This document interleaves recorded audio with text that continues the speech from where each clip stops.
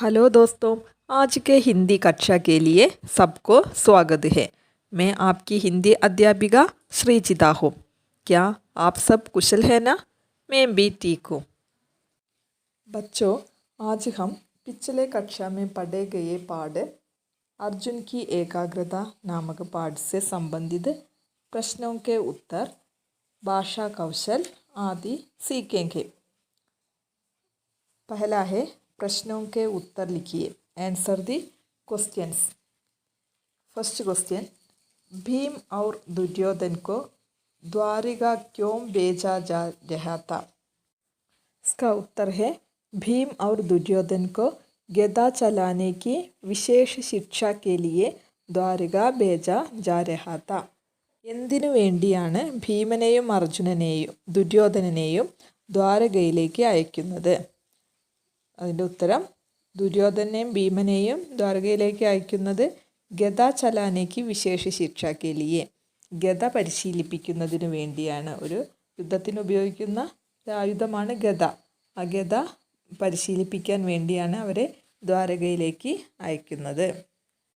Second question, ദ്വാരിക Jakhar Bhim ക്യാ കർനെ കി യോജന ബനാ രഹാ താ? ദ്വാരകയിൽ പോയിട്ട് ഭീമൻ എന്ത് ചെയ്യാനുള്ള പദ്ധതിയാണ് ഉണ്ടാക്കിയത്? എന്ത് പദ്ധതിയാണ് ആസൂത്രണം ചെയ്തത്? ദ്വാരിക ജാക്കർ ഭീം ദുര്യോധൻ കോ നമക് കെ പാനി മേ ഡുബിക്കിയാം ലഘുവാനേക്ക് യോജന ബനാ രഹാ താ. ദ്വാരകയിൽ ചെന്നിട്ട് ഭീമൻ ദുര്യോധനെ ഉപ്പുവെള്ളത്തിൽ മുക്കി താഴ്ക്കൊള്ളുവാനാണ് പദ്ധതിയിട്ടത്. തേർഡ് ക്വസ്റ്റ്യൻ, ഗുരുജി ने शिष्यों को परीक्षा के लिए क्या निर्देश दिया? ഗുരുജി ശിഷ്യന്മാർക്ക് പരീക്ഷയ്ക്ക് വേണ്ട എന്തെല്ലാം നിർദ്ദേശങ്ങളാണ് നൽകിയത്? इसका उत्तर है, गुरुजी शिष्यों को परीक्षा के लिए निर्देश दिया कि केवल दाहिनी आंख की पुतली पर निशाना लगाना है.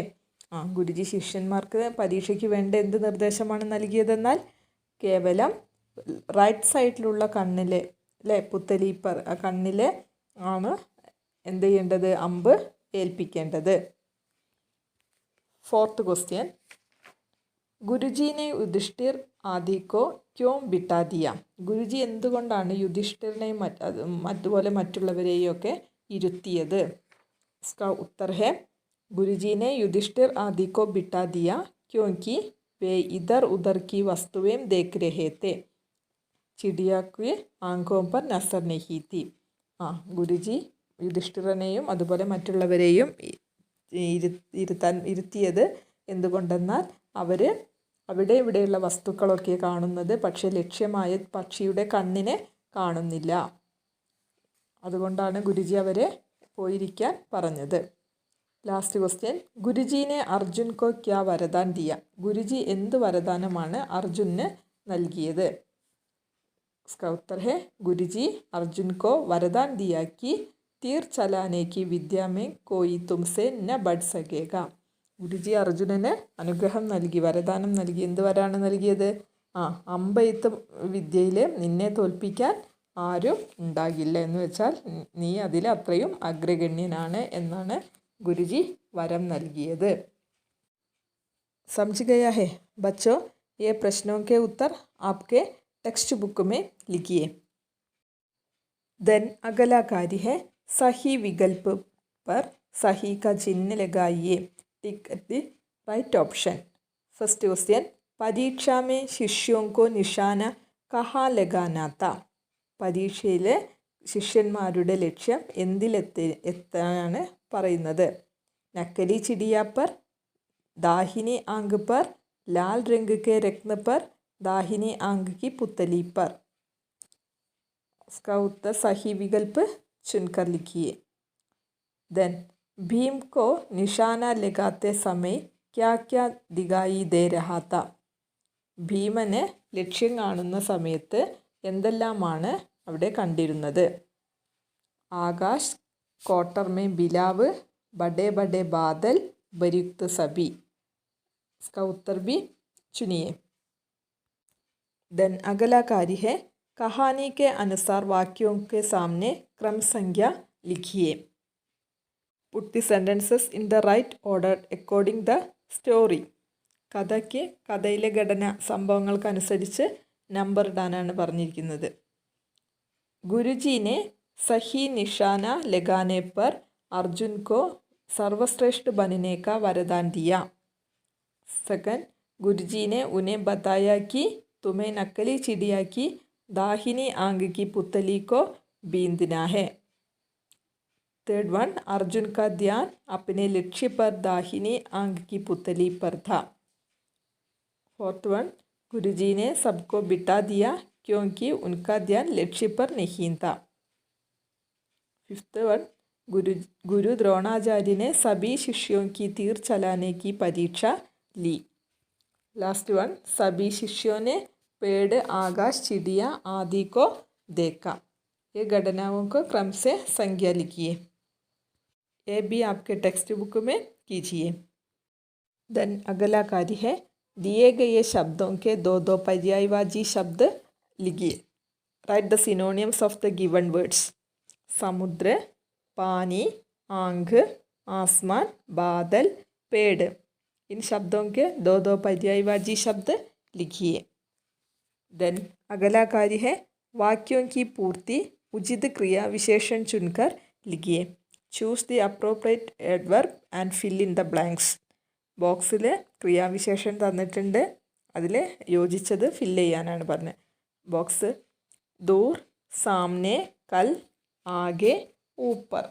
उचित क्रियाविशेषण को चुनकर लिखिए. फर्स्ट वन, डैश दादा ने मुझसे कहा था. सेकंड वन, पेड़ पर वहाँ डैश एक नकली चिड़िया है. थर्ड वन, डैश नीला आकाश है. फोर्थ वन, गुरुजी डैश वह पेड़ है.